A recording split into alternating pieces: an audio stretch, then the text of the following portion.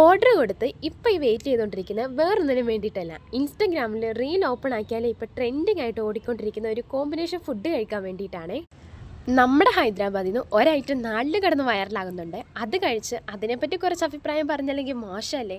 അങ്ങനെ ഞാനും ജിത്തും വന്നിരിക്കുന്നത് KS ബേക്കേഴ്സിലേക്കാണ്. ഇവിടെ ആകുമ്പോൾ വിശാലമായിട്ട് ഫുഡും കഴിക്കാം, അതിവിശാലമായിട്ടിരുന്ന് വീഡിയോസ് എടുക്കാവേ. അതുകൊണ്ടാട്ടോ ഈ ബേക്കറി ചൂസ് ചെയ്തത്. അങ്ങനെ നമ്മുടെ ഐറ്റം വന്നിട്ടുണ്ട്, ബൺ മസ്ക വിത്ത് ഇറാനി ചായ്. ഞാനാണെങ്കിൽ ബൺ മസ്ക ഇതിന് മുന്നേ കഴിച്ചിട്ടുണ്ട്, ചായയും കുടിച്ചിട്ടുണ്ട്. പക്ഷേ ഈ ബൺ മസ്ക ഈ ചായയിൽ മുക്കിയിട്ട് ആദ്യമായിട്ടോ കഴിക്കാൻ പോകുന്നത്.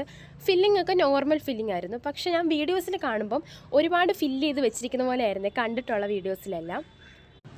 ഇത് വീട്ടിൽ തയ്യാറാക്കി നോക്കുകയാണെങ്കിൽ നമ്മൾ വാങ്ങുന്ന ബണ്ണിൻ്റെയോ അല്ലെങ്കിൽ ബേക്ക് ചെയ്തെടുക്കുന്ന ബണ്ണിൻ്റെയോ സോഫ്റ്റ്നെസ്സും ക്വാളിറ്റിയും പോലെ ഇരിക്കും കേട്ടോ ഇതിൻ്റെ മൊത്തത്തിലുള്ളൊരു ടേസ്റ്റ്.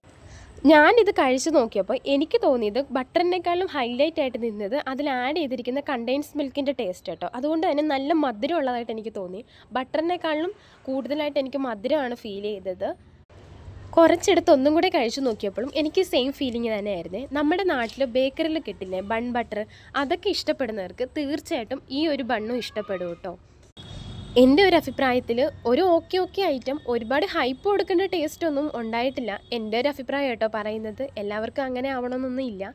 ഇവിടെ ആണെങ്കിൽ ഒരു ബണ്ണിന് വന്നത് 89 റുപ്പീസായിരുന്നേ, ചായക്കാണെങ്കിൽ 49 റുപ്പീസ്.